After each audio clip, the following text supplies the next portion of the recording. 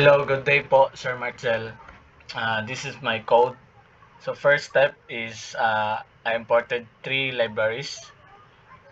First, the pandas for data.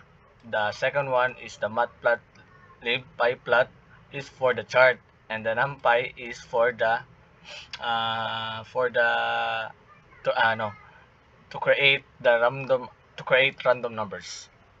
So generate sample data set. I made the sample data for 1 week.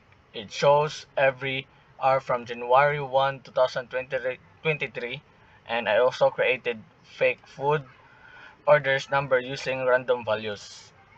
So I got the hour from the time. This helped us know what time of the day has more or less food orders. So group by hour and get average. Then I grouped the data by hour and I got the average number of food orders for each hour. So I made the line chart.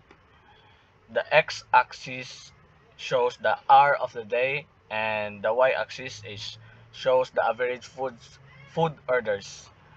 And I added a title from labels from x and y-axis. And this is my chart about average food order demand by hour. So this chart shows the average food order demand every hour. So some like 2 p.m. have higher orders.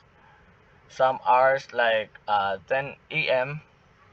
to 5 p.m. have lower orders.